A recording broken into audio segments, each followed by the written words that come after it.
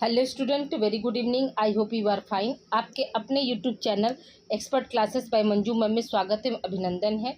Student, आज मैं आप लोगों के लिए बीए बीएससी 6 सेमेस्टर के होम साइंस का सेकंड पेपर लेकर आई हूं, जो कि आप लोगों का एग्ज़ाम कब होने वाला है स्टूडेंट? तो 24 जून को होने वाला है आप लोगों का पेपर का नाम क्या स्टूडेंट? अनुसंधान प्रविधियाँ एवं लिंग विकास, जिसको हम क्या बोलते हैं? Research methodology and gender development. ये आपका इंग्लिश में नाम है। पेपर क्या है? सेकेंड पेपर है स्टूडेंट, और एग्ज़ाम इसका कब है? आपका 24 जून को है। और ये वीडियो जो है स्टूडेंट, आप लोग याद रखिएगा कि UP TGT PGT net LT grade home science, ये वीडियो जो है, जो बच्चे हमारे कंपटीशन की तैयारी कर रहे हैं उनके लिए भी ये क्लास जो है बेनिफिशियल होगा। चैनल का नाम क्या है student? Expert classes by Manju ma'am. क्या है चैनल का आप लोगों का नाम है स्टूडेंट, ठीक है। तो आज जैसा कि इसके पूर्व की क्लासेस आप लोग जाकर प्ले लिस्ट के जरिए, मेरे ख्याल से लगता है 3 या 4 वीडियो आप लोगों का होगा। 3 या 4 क्लास जो है आप लोगों का पहले से यूट्यूब पर अवेलेबल है। आप वहां पर जाकर अपना पहले की क्लास जो है आप लोग देख सकते हैं। और आज हम डिस्कस करेंगे स्टूडेंट यूनिट 3 डाटा कलेक्शन, जिसको हम हिंदी में क्या बोलते हैं? तथ्य संकलन, या फिर क्या कह सकते, जैसे तथ्य संकलन या प्रदत्त, दोनों कहते हैं स्टूडेंट, ठीक है। याद रखिएगा कि इसमें हम 3rd यूनिट में आप लोगों को हम डाटा संकलन के बारे में डिस्कस करेंगे स्टूडेंट। तो देखिए स्टूडेंट, जैसा कि आप सभी लोग जानते हैं कि अब आप लोगों का एग्ज़ाम जो है पास आ गया है, तो मेरा कोशिश यही रहेगा कि हम आप लोगों को चैप्टर के साथ साथ जैसे पढ़ाते हुए तब एमसीक्यू कराएं स्टूडेंट, तो ठीक है। ताकि आप लोगों को अगर मान लीजिए एक आध क्वेश्चन अगर ऐसे पूछ ले बीच में से, तो आप लोगों को वो चीज़ समझ में आ जाए कि हाँ इसका ये आंसर होता है। एमसीक्यू भी हम आप लोगों को दे रहे हैं, लेकिन एमसीक्यू से ज़्यादा अच्छा है कि ये पेपर आप लोगों का, याद रखिएगा कि फर्स्ट पेपर से भी ज़्यादा ये पेपर टफ है। तो इसमें हम थोड़ा सा आप लोगों को नॉलेज देकर फिर लास्ट में आप लोगों को एमसीक्यू जो है हम कराएंगे स्टूडेंट। तो देखिए, पहला समझते हैं तथ्य यानी डाटा किसे कहते हैं। डाटा का मतलब क्या होता है स्टूडेंट? याद रखिएगा कि तथ्य जो होता है, तथ्य संकलन अनुसंधान का एक महत्वपूर्ण चरण है। देखिए, अनुसंधान का भी ये नहीं होगा, ठीक है। तथ्य संकलन अनुसंधान का एक महत्वपूर्ण चरण है। कोई भी अनुसंधान कार्य तब तक पूरा नहीं हो सकता जब तक कि तथ्यों का संकलन न किया जाए। जैसे कि अभी आप लोगों ने डिजर्टेशन बनाया होगा स्टूडेंट, रिसर्च प्रोजेक्ट आप लोगों ने 6 सेमेस्टर में बनाया, तो उसमें आपने किसी समस्या को लिया, फिर उसमें क्या किया, जैसे मान लें आपने आंगनवाड़ी पर काम किया, तो उसमें आंगनवाड़ी में जाकर मतलब बच्चों से मिले, आंगनवाड़ी कार्यकर्ता से मिले, तब यही क्या है, यही हमारा जो है डाटा संकलन है। अगर हम शोध करने जा रहे हैं और हम तथ्य संकलन नहीं कर पाएंगे, तो हमारा क्या रिसर्च कार्य जो है पूरा नहीं हो सकता स्टूडेंट, ठीक है। अब आइए आगे बात करते हैं स्टूडेंट। देखिए, अगला पॉइंट क्या है स्टूडेंट आपका, कि तथ्य संकलन के स्रोत। क्वेश्चन आ सकता है कि तथ्य जो है, डाटा जो है के स्रोत कितने होते हैं स्टूडेंट? याद रखिएगा कि डाटा के जो स्रोत होते हैं वो 2 होते हैं। कौन कौन सा? एक होता है प्राथमिक स्रोत, जिसको हम प्राइमरी डाटा कहते हैं। एक होता है द्वितीयक स्रोत, जिसे हम सेकेंडरी डाटा कहते हैं। प्राइमरी डाटा में क्या आता है स्टूडेंट? याद रखिएगा कि प्राइमरी डाटा में जैसे कि हम कोई सर्वे जाकर खुद करते हैं, अवलोकन करना, निरीक्षण करना, मैंने खुद जाकर करना। जैसे आंगनवाड़ी में आप सर्वे करने गए, मतलब जाकर वहाँ आप स्वयं किसी से क्वेश्चन किए, पूछे, तो ये हमारा क्या है? प्राइमरी डाटा के अंतर्गत। और सेकेंडरी डाटा का मतलब क्या होता है कि जिसमें हम क्या करते हैं स्टूडेंट, पहले से कोई मैगजीन में, न्यूज़पेपर में, ठीक है, समाचार में, कोई किसी की जीवनी हो गया, ठीक है, किसी की जीवनी हो गया, डायरी हो गया, ये सब क्या है? ये सब आप लोगों का सेकेंडरी डाटा के अंतर्गत आता है स्टूडेंट, ठीक है। आइए हम इसको देख लेते हैं, प्राइमरी डाटा क्या होता है, ठीक है। प्राइमरी डाटा क्या होता है? तो देखिए, प्राइमरी डाटा क्या है कि प्राथमिक तथ्य वे मौलिक सूचनाएं या आंकड़े होते हैं। यहाँ पर हुए नहीं होगा स्टूडेंट, वे होगा, ठीक है। प्राथमिक तथ्य वे मौलिक सूचनाओं या आंकड़े होते हैं जो कि एक अनुसंधान करता, ठीक है, अनुसंधान करता। देखिए स्टूडेंट, ऐसे लिखा है, ये गलत टाइपिंग हो गया।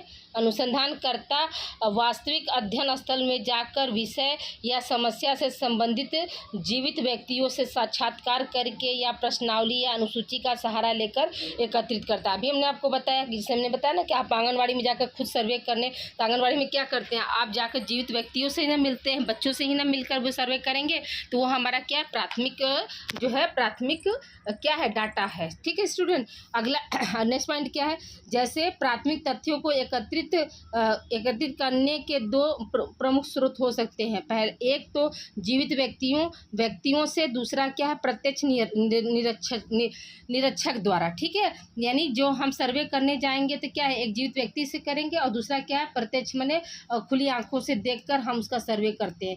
अब देखिए द्वितीयक डाटा क्या होता है, द्वितीयक स्रोत क्या होता है। द्वितीय तत्व सूचनाओं या आंकड़े हैं जो अनुसंधान करता, देखिए स्टूडेंट करता यहाँ पर मिसिंग है, आप याद रखिएगा कि करता ऐसे लिखाएगा। ठीक है, इसको सही कर लीजिएगा। कर्ता को प्रकाशित वह क्या है द्वितीय तथ्य सूचनाओं या आंकड़े हैं जो अनुसंधानकर्ता को प्रकाशित वह अब प्रकाशित प्रलेखों, रिपोर्टों, सांख्यिकी, पांडुलिपि, पत्र, डायरी आदि से प्राप्त करता है। ठीक है, यहाँ पे क्या हो जाए अनुसंधानकर्ता को प्रकाशित, ये अब नहीं रहेगा। ठीक है, प्रकाशित जो है प्रलेखों, रिपोर्टों, सांख्यिकी और पांडुलिपि, पत्र और डायरी से क्या करता है द्वितीय स्रोत प्राप्त करता है स्टूडेंट। ठीक है, द्वितीय तथ्य के भी दो प्रमुख स्रोत होते हैं। पहला क्या है व्यक्तिगत, जैसे आत्मकथा, डायरी, पत्र, ये क्या है व्यक्तिगत हो गया। दूसरा क्या है सार्वजनिक प्रलेख, जैसे कि रिकॉर्ड, पुस्तक, जनगणना, विशिष्ट कमेटी का रिपोर्ट, समाचार पत्र और पत्रिकाएं में प्रकाशित सूचना है। ठीक है, ये सब क्या सब आपका जो है सेकेंडरी डाटा के अंतर्गत आता है स्टूडेंट। यहाँ तक आई होप यहाँ तक क्लियर हो गया होगा। अब देखिए यहाँ पे स्टूडेंट कि प्राथमिक तथ्य के स्रोत क्या क्या होते हैं, तो देखिए प्रत्यक्ष निरीक्षण भी होता है, अनुसूची भी शामिल करते हैं, प्रश्नावली को भी शामिल करते हैं और क्या है साक्षात्कार को भी हम शामिल करते हैं। ये सब क्या सब आपके जो है प्राथमिक स्रोत के जो है तथ्य होते हैं। ठीक है, अगला क्या है हेडिंग कि प्राथमिक स्रोतों के गुण क्या क्या होते हैं। तो पहला क्या है कि अधिक निर्भर, योग्य एवं विश्वसनीय होता है। इसमें क्या कर सकते हैं, इसमें हम परिवर्तन संभव होता है। फिर क्या है आंतरिक तथा गुप्त डाटा की प्राप्ति होती है। फिर क्या है विस्तृत व फैले हुए क्षेत्र से प्रकाशित तथ्यों की प्राप्ति। फिर क्या है आपका डाटा की मौलिक रूप से प्राप्ति और विषय से संबंधित सूचनाओं की प्राप्ति। ये सब क्या है सब आपके प्राथमिक जो है डाटा के क्या है स्टूडेंट गुण हैं स्टूडेंट। ठीक है, इसे भी आई होप यहाँ तक आप लोग को क्लियर हो गया होगा, इसे भी आप लोग देख लीजिएगा। ठीक है, अगला पॉइंट हमारा क्या है, अगले हेडिंग है प्राथमिक स्रोतों की सीमाएं या दोष। यानी प्राथमिक जो है डाटा की क्या क्या सीमाएं होती हैं और उनके क्या क्या दोष होते हैं, इसके बारे में बात करते हैं। पहला क्या इसमें व्यक्तिगत पक्षपात की संभावना होती है। ठीक है, दूसरा पॉइंट क्या है स्टूडेंट केवल वर्तमान से संबंधित सूचना प्राप्त किया जा सकता है। अध्ययन में एक जैसे स्तर का अभाव पाया जाता है। फिर क्या तथ्यों की स्वाभाविकता में परिवर्तन होता है और अधिक समय व शक्ति की आवश्यकता होती है। ठीक है, ये सब क्या ये सब मतलब प्राथमिक स्रोत के जो हैं दोष हैं स्टूडेंट। ठीक है, अब आइए हम बात करते हैं द्वितीय स्रोत के बारे में।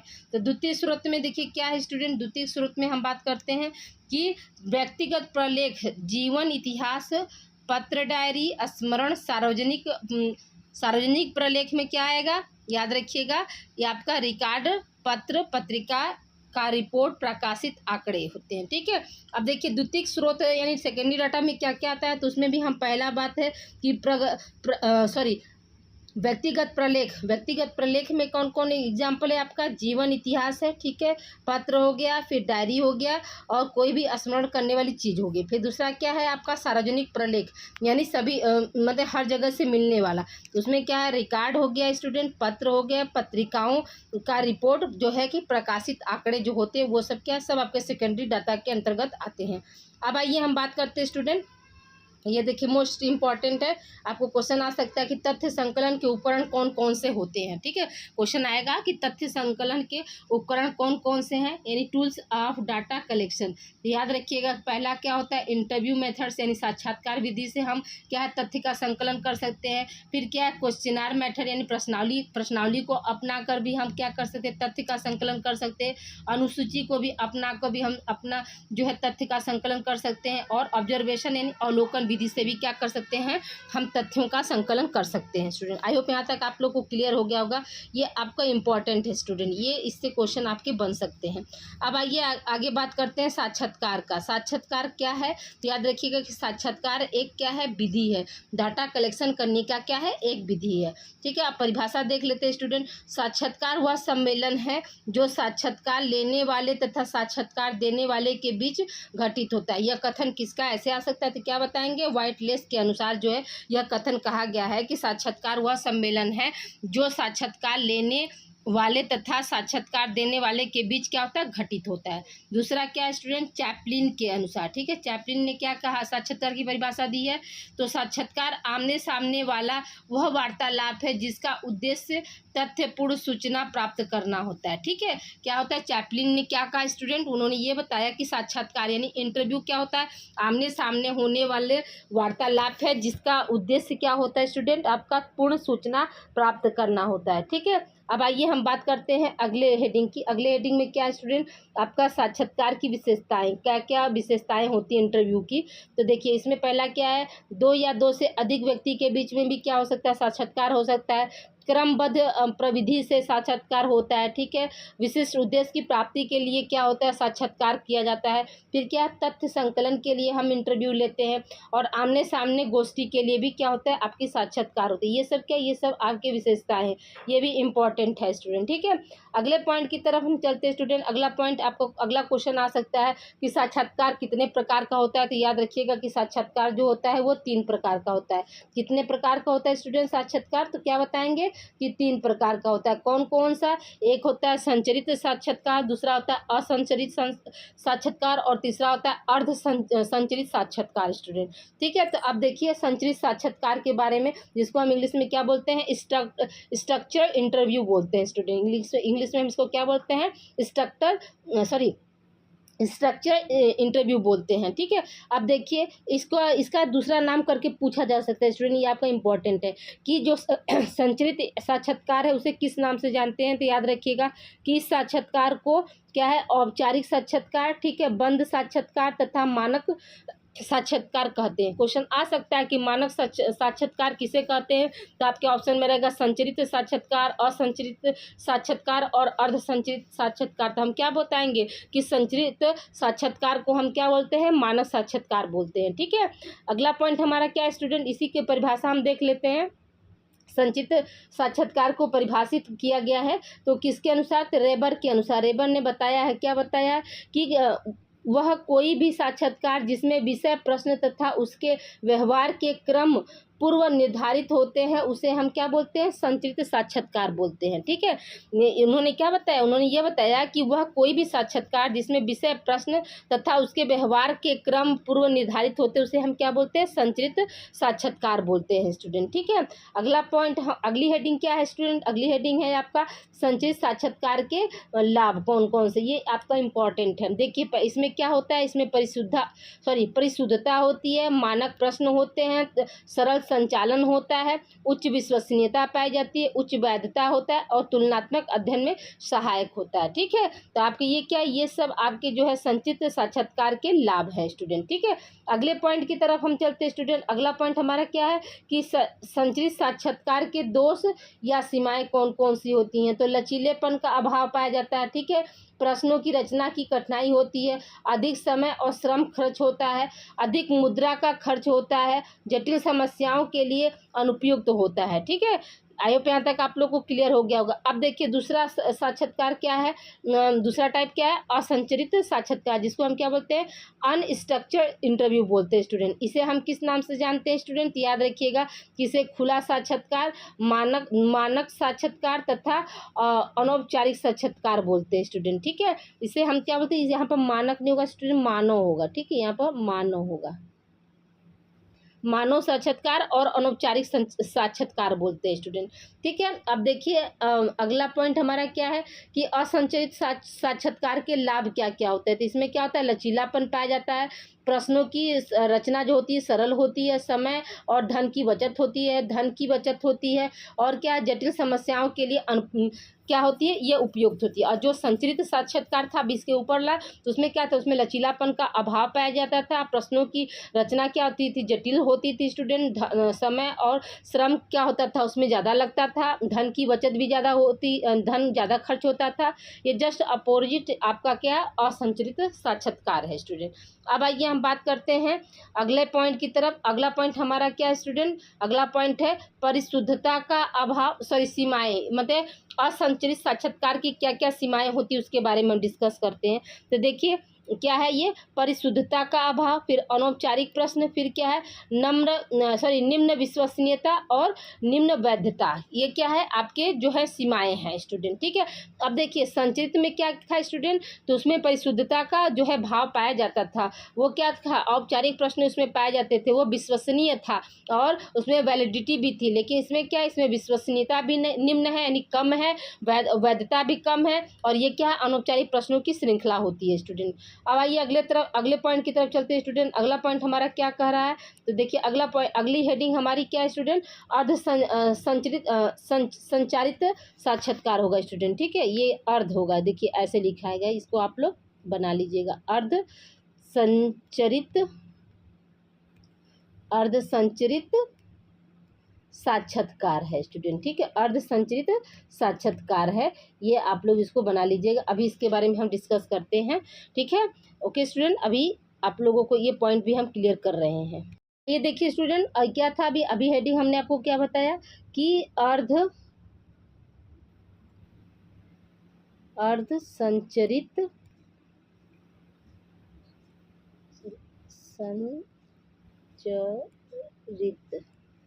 साक्षात्कार क्या होता है। तो इसके देखिए इस साक्षात्कार को हम क्या बोलते हैं, केंद्रित साक्षात्कार कहते हैं। यह साक्षात्कार क्या होता है, संचरित साक्षात्कार तथा असंचरित साक्षात्कार का मिला जुला रूप होता है, ठीक है। यहाँ पे क्या र होगा स्टूडेंट, ठीक है। दोनों का क्या होता है, मिला जुला रूप को हम क्या बोलते हैं, केंद्रित साक्षात्कार बोलते हैं, या उसी को हम क्या बोलते हैं, अर्ध संचरित साक्षात्कार बोलते हैं। अब आइए देखिए स्टूडेंट, हम बात करते हैं कि साक्षात्कार विधि के लाभ और गुण के बारे में बात करते हैं। क्या क्या लाभ होते हैं स्टूडेंट, तो देखिए पहला लाभ क्या है कि गहन अध्ययन होता है स्टूडेंट, ठीक है। विस्तृत अध्ययन के लिए क्या होता है, साक्षात्कार विधि होती है। समग्र अध्ययन के लिए भी हम साक्षात्कार करते हैं। फिर क्या है आपका वस्तुनिष्ठ अध्ययन के लिए भी साक्षात्कार किया जाता है। प्रेक्षात्मक अध्ययन के लिए भी हम क्या करते हैं, साक्षात्कार करते हैं। व्यक्तित्व संगठनात्मक अध्ययन के लिए भी हम साक्षात्कार का उपयोग करते हैं। अधिक यथार्थ अध्ययन के लिए भी हम क्या करते हैं, साक्षात्कार करते हैं स्टूडेंट। परिशुद्धता और लचीलापन के लिए भी क्या होता है, साक्षात्कार होता है। जटिल समस्याओं का अध्ययन करने के लिए भी हम साक्षात्कार का यूज करते हैं। और अतीत की घटनाओं का अध्ययन करने के लिए भी हम क्या करते हैं, साक्षात्कार का जो है उपयोग करते हैं। ये आपके इंपॉर्टेंट है स्टूडेंट, यहाँ से क्वेश्चन आपके आ सकता है। ये सारे पॉइंट्स आपके जुबान पे रटा रहना चाहिए, ठीक है। अब आइए हम अगले पॉइंट की तरफ बात करते हैं स्टूडेंट। अगला पॉइंट क्या है कि साक्षात्कार विधि की क्या हानियाँ होती हैं और क्या दोष होते हैं। तो पहला क्या है, समय और श्रम अधिक खर्च होता है, ठीक है। सीमित प्रसार होता है, भाषा की कठिनाई होती है, आत्मनिरीक्षण प्रतिवेदन की कठिनाई होती है, अनुकूल प्रतिक्रिया का अभाव पाया जाता है, अनुकरणात्मक प्रवृत्ति पाई जाती है स्टूडेंट, ठीक है। फिर क्या है, सामान्यकृत विश्वास इसमें होता है। फिर क्या है, भावुकता और संयुक्त का उत्तेजना होता है, ठीक है। घबराहट होती है और साक्षात्कारकर्ता के सेल गुण पक्षपात होता है, ठीक है। यहाँ कर्ता बना लीजिएगा स्टूडेंट, ऊपर रहेगा। ये सब क्या है, ये हानियां हैं। अब आइए हम बात करते हैं अनुसूची। अनुसूची क्या होती है स्टूडेंट, देखिए अनुसूची जो है आपका ये क्या है, तो याद रखिएगा कि अनुसूची को उत्तरदाता के पास कभी डाक द्वारा प्रेषित नहीं किया जाता, बल्कि साक्षात्कार का एक ये क्या है, सरल माध्यम होता है। देखिए अनुसूची और एक होती है प्रश्नावली, ठीक है। अनुसूची और प्रश्नावली दोनों एक ही चीज़ होती है, लेकिन इसमें अंतर ये होता है स्टूडेंट कि जो अनुसूची होती है उसमें क्या करता है, उसमें जो है आपका जो अध्ययन करता है यानी जो शोध करता है वो जाकर मतलब एक एक लोग से प्रश्न पूछकर तब उस आंसर को भरेगा। लेकिन जो प्रश्नावली होती है तो उसको हम डाक के द्वारा भेजकर, मैंने क्वेश्चनार तैयार कर लिया, उसको डाक के द्वारा भेजकर उत्तरदाता के पास भेजा जाता है। उत्तरदाता क्या होता है अपने से पढ़कर मतलब उसका आंसर दे सकता है। लेकिन जो अनुसूची होती है तो उसमें क्या होता है, उसमें जो है आपके जो मतलब अनुसंधान करता है वो क्या करेगा, उत्तरदाता के पास जाकर उससे उत्तर लेता है। ठीक है, अब देखिए अब अनुसूची की परिभाषा। अनुसूची की परिभाषा क्या, करलिंगर के अनुसार क्या है, तो अनुसूची एक ऐसा अनुसंधान यंत्र है होता है जिसका उपयोग व्यक्तित्व साक्षात्कार द्वारा सर्वेक्षण में सूचना संग्रह के लिए किया जाता है स्टूडेंट। ठीक है, करलिंगल ने यह परिभाषा दिया कि अनुसूची एक ऐसा अनुसंधान यंत्र है जिसका उपयोग व्यक्तित्व साक्षात्कार द्वारा सर्वेक्षण में सूचना संग्रह करने के लिए क्या किया जाता है, किया जाता है स्टूडेंट। अब देखिए अनुसूची की क्या क्या विशेषताएं होती हैं, तो यह क्या होता है, यह एक व्यवस्थित और वर्गीकृत सूची होती है। फिर क्या है, प्रत्यक्ष संपर्क इसमें होता है। अनुसूची में अवलोकन के गुणों का स्टूडेंट, ठीक है, गुना नहीं होगा यहाँ पे, गुणों का समावेश होता है। ठीक है, गुणों का समावेश होता है। फिर क्या हो जाएगा आपका अध्ययनकर्ता, देखिए यहाँ पर कर्ता जो है गलती, अध्ययनकर्ता एक में रहेगा, पर नियंत्रण बनाए रखने की एक प्रविधि होती है। अशिक्षित उत्तरदाताओं से सूचना प्राप्त करने के लिए किया जाता है। अभी हमने आपको बताया कि इसमें क्या है, इसमें पढ़े लिखे लोग, कोई जरूरी नहीं है कि पढ़े लिखे लोग हों। ठीक है, इसमें अनुसूची में क्या होता है, अनपढ़ लोगों से पूछकर जो है अनुसंधान करता है, क्या होता है, उत्तर अपना भरता है। ठीक है, फिर क्या है, अनुसूची एक छोटे क्षेत्र में किए जाने वाला अध्ययन है। ठीक है, अनुसूची का जो है प्रयोग हम कहाँ करते हैं, तो छोटे अध्ययन क्षेत्र वाले में करते हैं। फिर क्या, अनुसूची सर्वेक्षण अनुसंधान का एक उपयोगी यंत्र है। इसका उपयोग साक्षात्कार में भी किया जाता है। ठीक है, इसका उपयोग क्या होता है स्टूडेंट, साक्षात्कार में भी हम करते हैं। यह उपयोगी यंत्र है, इसका उपयोग साक्षात्कार में करते हैं। फिर क्या, प्रश्नों के उत्तर स्वयं अध्ययनकर्ता भरता है। ये अभी हम आपको बार बार बता रहे हैं कि इसमें क्या होता है, जो प्रश्न होता है इसमें अध्ययनकर्ता जो है उस खुद उत्तर उसको भरता है। फिर क्या, अनुसूची में प्रश्नावली, निरीक्षक तथा साक्षात्कार की विशेषताएं पाई जाती हैं। ठीक है, अगला पॉइंट क्या है, अनुसूची के प्रश्नों की भाषा जो है सरल और स्पष्ट होती है। ठीक है, ये सब क्या है, ये सब आपकी विशेषताएं हैं शेड्यूल की, जिसे आप लोग को अच्छे से देखना है। अब अगले पॉइंट की तरफ चलते हैं स्टूडेंट। अनुसूची के प्रकार, अनुसूची जो है कितने प्रकार की होती है स्टूडेंट, याद रखिएगा कि अनुसूची जो है आपकी 4 प्रकार की होती है। कितने प्रकार की होती है स्टूडेंट, 4 प्रकार की अनुसूची होती है। कौन कौन सा स्टूडेंट, याद रखिएगा कि अवलोकन अनुसूची, ठीक है, मूल्यांकन अनुसूची, प्रलेख अनुसूची और संस्था सर्वेक्षण अनुसूची। ये क्या है, ये आपके अनुसूचियों के प्रकार हैं स्टूडेंट। ठीक है, आई होप यहाँ तक आप लोग को क्लियर हो गया होगा। तो आइए हम बात करते हैं स्टूडेंट, याद रखिएगा कि इस चैनल पर आप लोगों का होम साइंस के साथ साथ स्टूडेंट याद रखिएगा कि आप लोगों का हम गृह विज्ञान को करिकुलर की भी क्लास इसी चैनल पर लेते हैं। जो बच्चे हमारे चैनल को मतलब पहली बार देख रहे हैं वो सब्सक्राइब कर दें स्टूडेंट। ठीक है, सब्सक्राइब करने के बाद क्या करें, जो घंटी जैसा आकार बना है उसको प्रेस कर देंगे। प्रेस करके कौन सा बटन पे जाना है स्टूडेंट, ऑल वाले, ऑल नोटिफिकेशन वाले बटन को उनको प्रेस कर देंगे तो मेरी जितनी भी वीडियो है उनको आसानी तक उसका नोटिफिकेशन मिल जाएगा, और जिससे कि वो अपनी तैयारी को बेहतर कर सकते हैं। आगे भी आप लोग जो बच्चे हमारे होम साइंस के हैं वो आगे MA भी होम साइंस से करें स्टूडेंट, क्योंकि होम साइंस का सब्जेक्ट का जो है डिमांड बहुत ज़्यादा है स्टूडेंट। याद रखिएगा कि as a dietitian, as a teacher, as a professor, मतलब आपका कहीं भी ऐसा नहीं जो यहाँ पर कि होम साइंस की ज़रूरत न हो। आप एक शिक्षक बन सकते हैं, आप एक काउंसलर के तरह पोस्ट पे भी जा सकते हैं, आप एक डाइटिशियन बन सकते हैं, आप जैसे UPSC की तैयारी में भी आप होम साइंस से मतलब PCS भी कर सकते हैं। बहुत सारे मतलब इसके जो है वैकेंसी है। होम साइंस की जो कितनी ब्रांच होती है, 5 ब्रांच, पांचों ब्रांच में से कोई भी एक ब्रांच से आप MA करिए स्टूडेंट, जो कि आप लोगों के लिए आगे बहुत ही ज़्यादा फायदेमंद वाला विषय है स्टूडेंट। ठीक है, अब आइए हम बात करते हैं अनुसूची निर्माण या रचना के चरण। आपको क्वेश्चन आ सकता है कि अनुसूची के कितने चरण होते हैं या अनुसूची निर्माण के कितने चरण होते हैं। तो याद रखिएगा कि ये 5 चरण जो है अनुसूची निर्माण प्रकार के हैं। पहला चरण क्या होता है इसमें, तो इसमें पहला चरण होता है समस्या और प्रारंभिक विचार। ठीक है, मैंने पहले क्या करते हैं, पहले हम मतलब समस्या को देखते हैं, उस पर हम विचार करते हैं, फिर क्या करते हैं, उस समस्या से संबंधित हम प्रश्नों को बनाते हैं, फिर प्रश्न बनाने के बाद क्या करते हैं, प्रारंभिक रूप की रचना करते हैं स्टूडेंट की, मतलब कैसे उसको हमको करना है। फिर क्या है, प्रश्नों को क्रमबद्ध में लगाना, यानी प्रश्न एक के बाद एक कैसे प्रश्न होगा उसको हम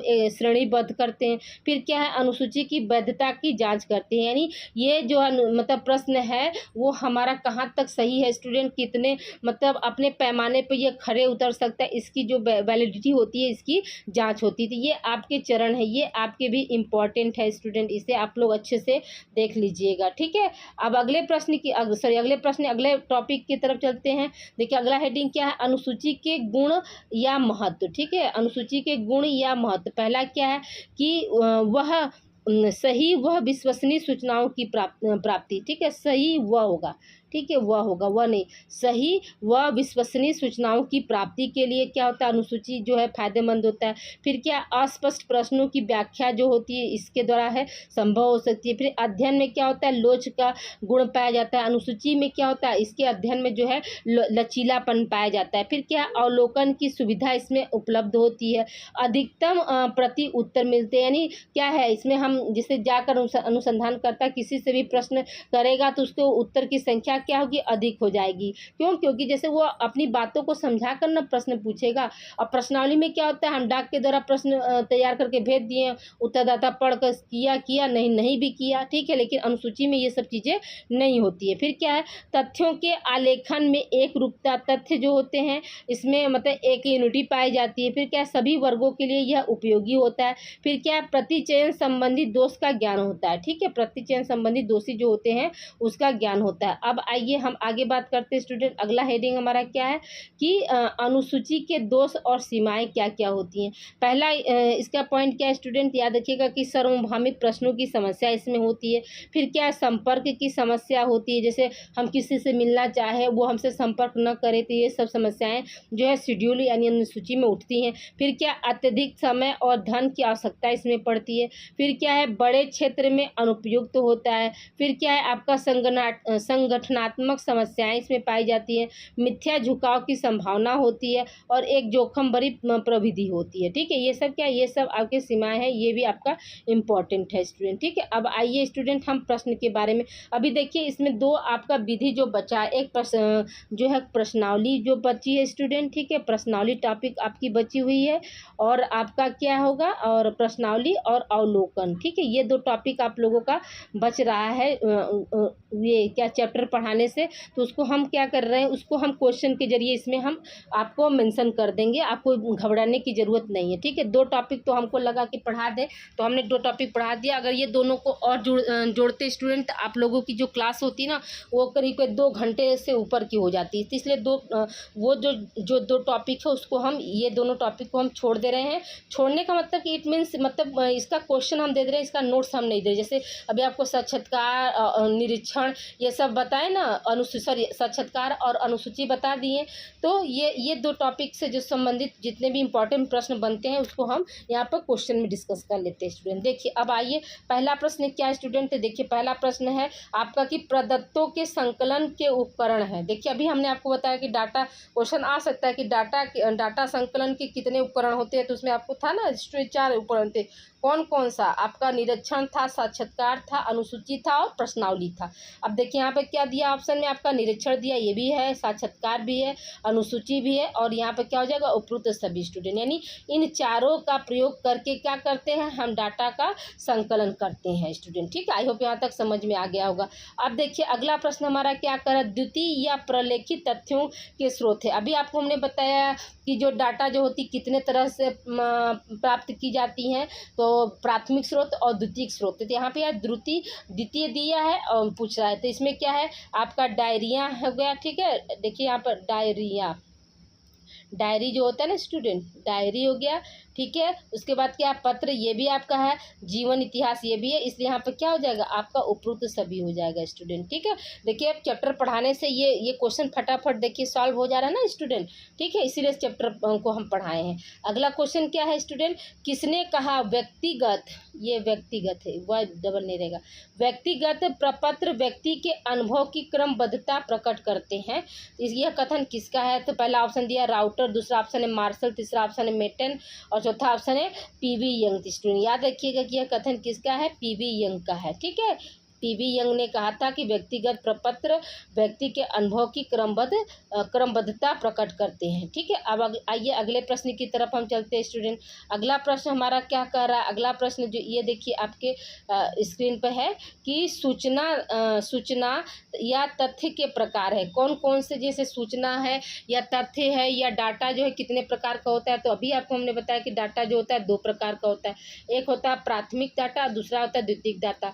तो इसका आंसर क्या हो जाएगा स्टूडेंट, याद रखिएगा कि इसका आंसर जो है सी हो जाएगा। अब आइए अगले प्रश्न की तरफ चलते हैं। अगला प्रश्न क्या, द्वितीयक तथ्य में शामिल है, अभी आपको हमने बताया कि पांडुलिपि था, पत्र था, रिपोर्ट था, इसलिए यहाँ पे क्या हो जाएगा आपका उपरोक्त सभी हो जाएगा स्टूडेंट, ठीक है।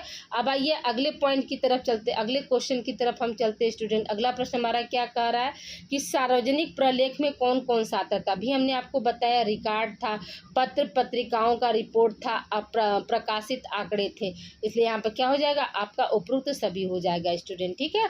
अब आइए अगले प्रश्न की तरफ चलते हैं स्टूडेंट। अगला प्रश्न क्या है, देखिए इसको हमने अभी आप लोगों को परिभाषा में बताया कि साक्षात्कार आमने सामने होने वाला एक वार्तालाप है जिसका उद्देश्य क्या होता है, जिसका उद्देश्य तथ्यपूर्ण सूचना प्राप्त करना होता है। यह कथन किसका है, याद रखिएगा स्टूडेंट, यह कथन अभी आप लोगों को परिभाषा लिखाया है चैपलिन का है, ठीक है। अगले प्रश्न की तरफ हम चलते हैं स्टूडेंट। अगला प्रश्न क्या है, संचित साक्षात्कार को क्या कहते हैं। देखिए आगे ये क्वेश्चन, हाँ तो बताइए क्या कहते हैं स्टूडेंट, जल्दी से आप बताइए। पहला ऑप्शन क्या है बंद साक्षात्कार, दूसरा क्या है औपचारिक साक्षात्कार, तीसरा क्या है अमानव साक्षात्कार, चौथा है ए तथा बी। तो अभी आपको हमने बताया कि जो संचित साक्षात्कार था तो उसको हम क्या बोलते थे, बंद साक्षात्कार और औपचारिक साक्षात्कार, यानी ए तथा बी दोनों, यानी चौथा ऑप्शन सही हो जाएगा स्टूडेंट। अगला प्रश्न हमारा क्या है, साक्षात्कार का अर्थ वह साक्षात्कार है जिसमें अनुसूची का उपयोग किया जाता है, ठीक है। पहला ऑप्शन क्या, संचित साक्षात्कार, दूसरा ऑप्शन है अर्ध संचित साक्षात्कार, तीसरा ऑप्शन इनमें से कोई नहीं, चौथा ऑप्शन है संचित साक्षात्कार। तो याद रखिएगा कि क्या हो जाएगा, यहाँ पे जो खाली स्थान है वो क्या भराएगा, वहाँ पर संचित साक्षात्कार भरा जाएगा स्टूडेंट। अगले प्रश्न की तरफ हम चलते हैं स्टूडेंट। अगला प्रश्न क्या है, संचित साक्षात्कार के लाभ है। पहला ऑप्शन है परिशुद्धता, दूसरा ऑप्शन है सरल संकलन, तीसरा ऑप्शन है विश्वसनीयता, चौथा ऑप्शन है उपरोक्त सभी। तो अभी हमने आपको बताया स्टूडेंट की क्या है उपरोक्त सभी, माने परिशुद्धता भी पाई जाती है, ठीक है, सरल संकलन भी होता है, विश्वसनीयता भी होती है, यह अधिक खर्चीला भी होता है, ठीक है। अगले प्रश्न की तरफ हम चलते हैं स्टूडेंट। अगला प्रश्न हमारा क्या कह रहा है, अगला प्रश्न है कि असंचरित साक्षात्कार को क्या कहते हैं स्टूडेंट। असंचरित साक्षात्कार को हम क्या बोलते हैं, खुला साक्षात्कार, अमानव साक्षात्कार, अनौपचारिक साक्षात्कार, उपरोक्त सभी। इसलिए यहाँ पे क्या हो जाएगा आपका उपरोक्त सभी स्टूडेंट। देखिए वहाँ पर हम शायद मानव बता दें स्टूडेंट, यहाँ पे जोड़ लीजिएगा अमानव। अमानव में क्या हो जाएगा, अमानव साक्षात्कार को हम क्या बोलते हैं, असंचरित साक्षात्कार बोलते हैं, और मानव साक्षात्कार रहेगा तो वहाँ पे क्या हो जाएगा स्टूडेंट, संचरित साक्षात्कार हो जाएगा। आई होप यहाँ तक आप लोग को क्लियर हो गया होगा। अब आइए अगले प्रश्न की तरफ हम चलते हैं स्टूडेंट। अगला प्रश्न हमारा क्या कह रहा है, देखिए अगला प्रश्न है आपका कि केंद्रित साक्षात्कार कहते हैं, ठीक है।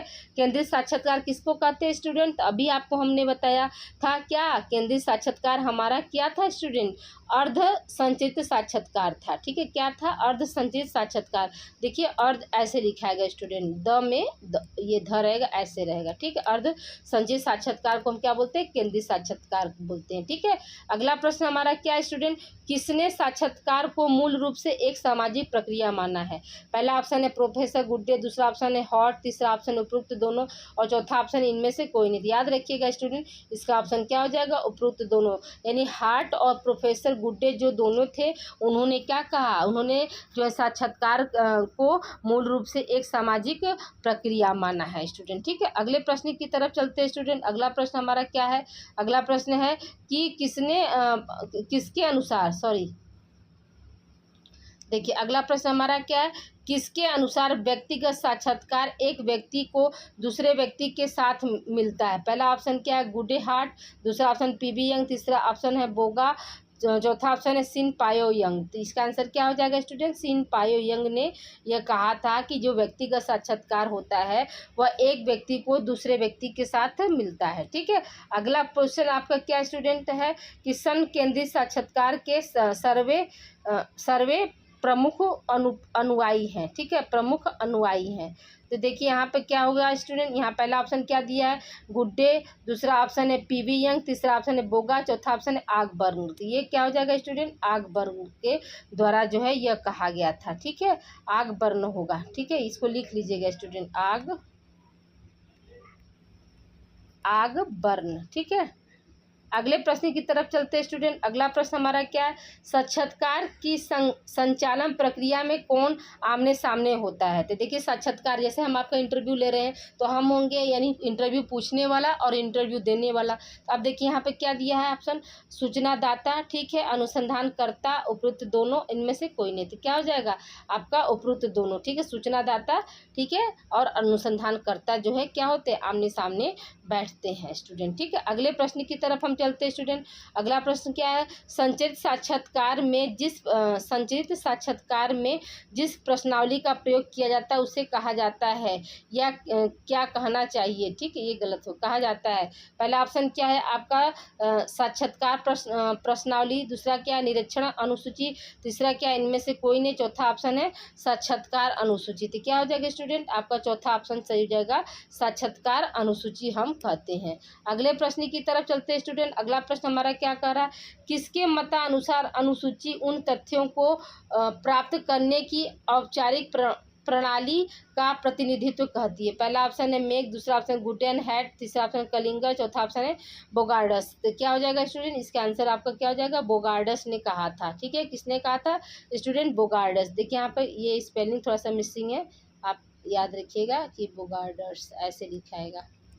ठीक है, बोगार्डस ने कहा था कि अनुसूची उन तथ्यों को प्राप्त करने की औपचारिक प्रणाली की प्रतिनिधित्व करती है। ठीक है, अगले प्रश्न की तरफ हम चलते हैं स्टूडेंट। अगला प्रश्न हमारा क्या, अनुसूची के उद्देश्य हैं। पहला ऑप्शन क्या दिया है स्टूडेंट, पहला ऑप्शन दिया है प्रामाणिकता व वस्तुनिष्ठ अध्ययन, दूसरा ऑप्शन सूचनाओं का व्यवस्थित संकलन, तीसरा ऑप्शन सूचनाओं का अपूर्ण संकलन से बचाव, और चौथा ऑप्शन है उपरोक्त सभी स्टूडेंट। तो क्या हो जाएगा, उपरोक्त सभी हो जाएगा। क्या हो जाएगा, उपरोक्त सभी हो जाएगा स्टूडेंट। ठीक है, आइए अब अगले प्रश्न की तरफ हम चलते हैं। अगला प्रश्न क्या है, सामान्य घटनाओं व्यवहारों, ठीक है, सामान्य घटनाओं व्यवहारों प्रपंचों आदि के परीक्षण को निरीक्षण कहते हैं। यह कथन किसका है स्टूडेंट, याद रखिएगा कि यह कथन जो है रेबर का है। किसका है, रेबर ने कहा था। अगले प्रश्न की तरफ हम चलते हैं स्टूडेंट। अगला प्रश्न हमारा क्या कह रहा है, अगला प्रश्न है कि नियंत्रित निरीक्षण के लाभ हैं। क्या लाभ होते हैं, पहला क्या है अस्वाभाविकता, दूसरा है सीमित क्षेत्र, तीसरा अवास्तविकता, और चौथा क्या है नियंत्रण। स्टूडेंट इसका आंसर क्या हो जाएगा आपका नियंत्रण। ठीक है, अब आइए हम अगले प्रश्न की तरफ बढ़ते हैं। अगला प्रश्न हमारा क्या कर, निरीक्षण विधि के लाभ हैं। पहला ऑप्शन क्या, व्यापक क्षेत्र, दूसरा ऑप्शन है विस्तृत अध्ययन, तीसरा ऑप्शन है वस्तुनिष्ठ अध्ययन, चौथा ऑप्शन है उपरोक्त सभी। तो क्या हो जाएगा स्टूडेंट आपका उपरोक्त सभी हो जाएगा। ठीक है, आई होप यहाँ तक आप लोग को क्लियर हो गया होगा। अब देखिए यहाँ पर क्वेश्चन इस तरह से भी आपको आ सकते हैं, खाली स्थान है पहले, फिर क्या निरीक्षण में अनुसंधान करता, देखिए करता हर जगह थोड़ा सा मिसिंग गलत है स्टूडेंट, इसको बना लीजिएगा। कर्ता समूह जिसका अध्ययन करता है, निरीक्षण एक तटस्थ दृष्टता की भांति वैज्ञानिक भावना से करता है। ठीक है, ये दृष्टता देखिए यहाँ पर गलत हो गया है, इसको आप लोग बना लीजिएगा। ठीक, पहला ऑप्शन क्या है सहभागी, दूसरा ऑप्शन नियंत्रित, तीसरा ऑप्शन है इनमें से कोई नहीं, चौथा ऑप्शन है असहभागी। तो इसमें क्या हो जाएगा स्टूडेंट असहभागी। ठीक है, आइए हम अगले प्रश्न की तरफ हम चलते हैं स्टूडेंट। अगला प्रश्न हमारा क्या कह रहा है कि सहभागी निरीक्षण का गुण है। सहभागी निरीक्षण का गुण क्या है, तो पहला ऑप्शन क्या है सस्ती, दूसरा ऑप्शन है थोड़ी खर्चीली, तीसरा ऑप्शन है असामान्य, चौथा ऑप्शन अत्यधिक खर्चीली। तो यहाँ पर क्या हो जाएगा स्टूडेंट आपका अत्यधिक खर्चीली, यानी डी ऑप्शन यहाँ पर सही हो जाएगा। ठीक है, अगले प्रश्न की तरफ हम हम चलते हैं स्टूडेंट। अगला प्रश्न हमारा क्या कह रहा है, निम्नलिखित में से किस निरीक्षण करता, देखिए करते यहाँ बना लीजिएगा स्टूडेंट, ठीक है।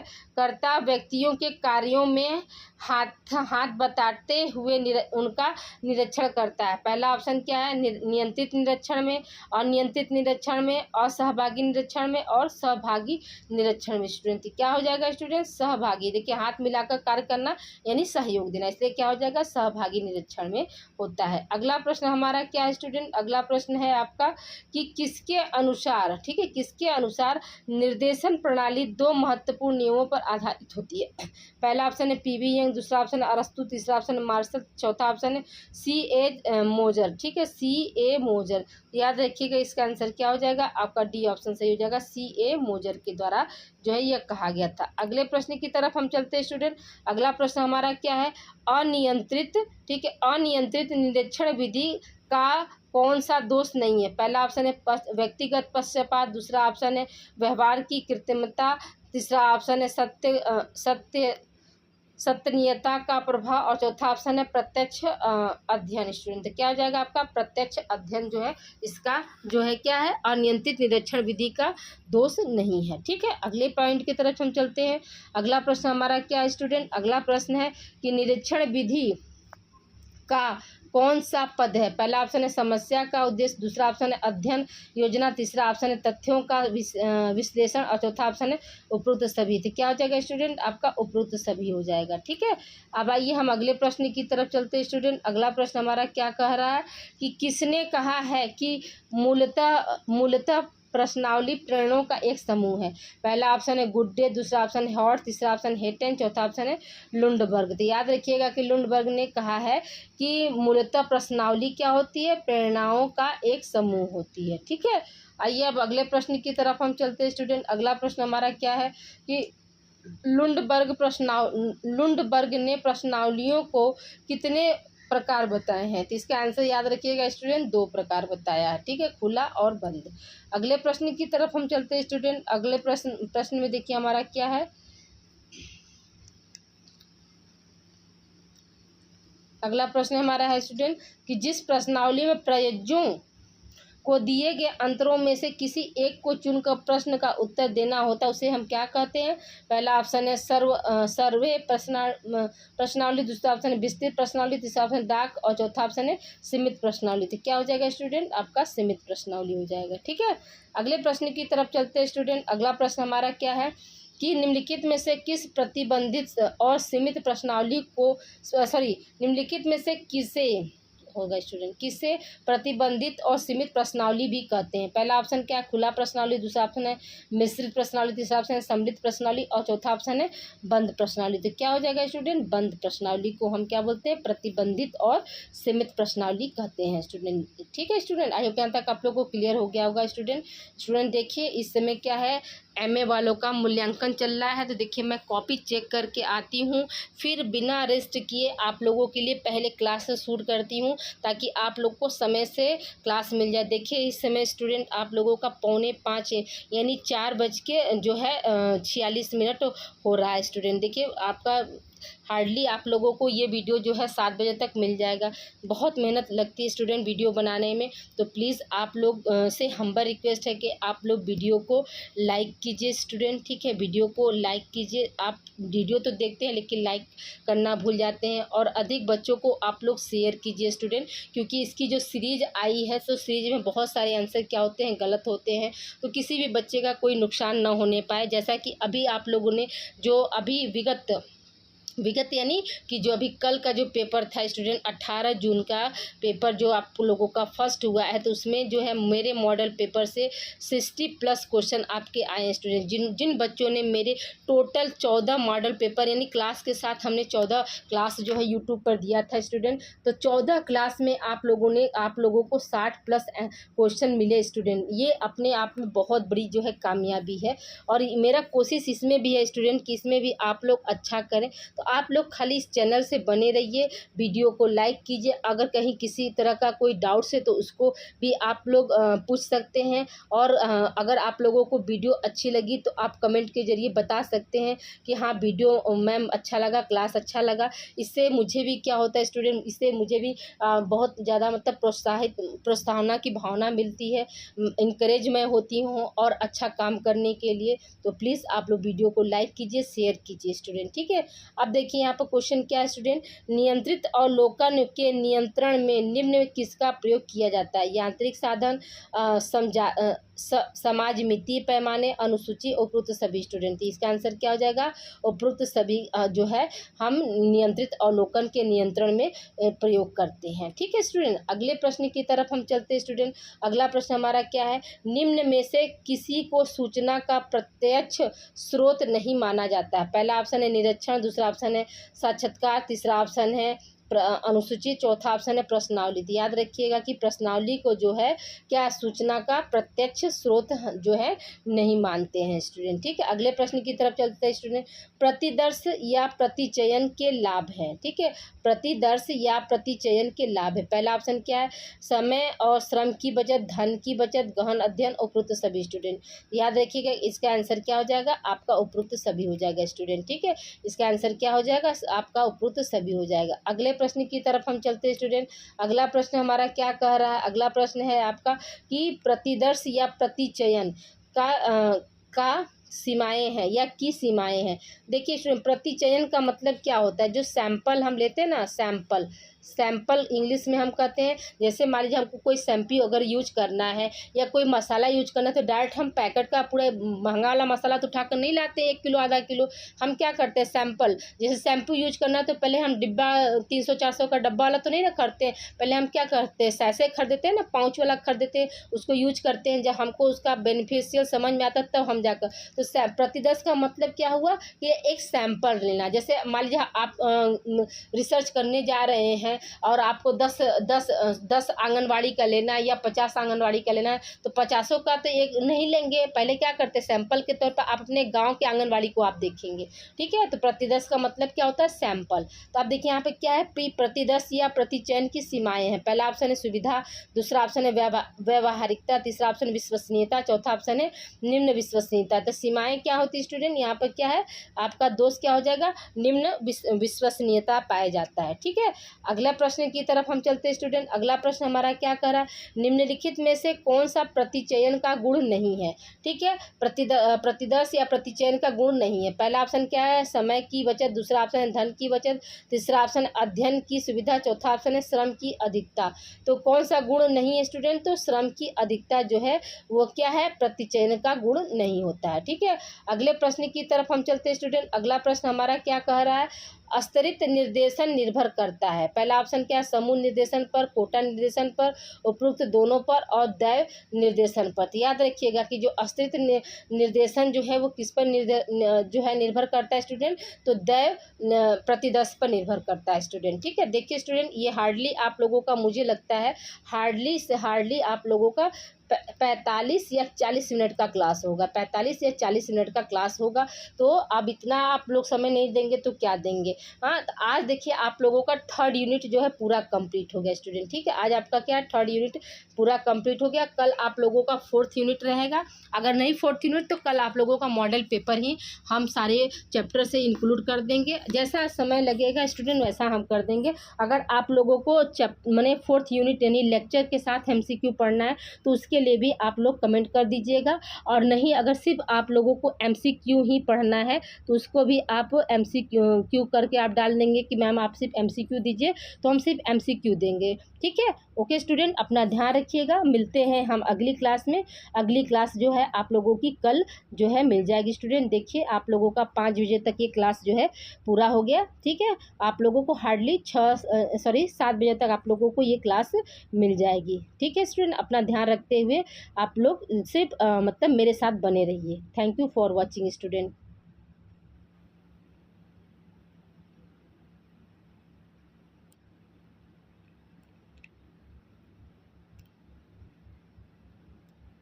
सब क्वेश्चन आप लोग देखते चलिए, ठीक है। आप लोग इसको 3-4 बार आप देख लेंगे ना तो सारा आप आराम से कर लेंगे, कहीं भी किसी भी तरह का आप लोगों को समस्या नहीं होगी। ये सारे क्वेश्चन जो है आपके एग्ज़ाम के पॉइंट ऑफ व्यू से मोस्ट इम्पॉर्टेंट है। ओके, मिलते हैं हम अगली क्लास में।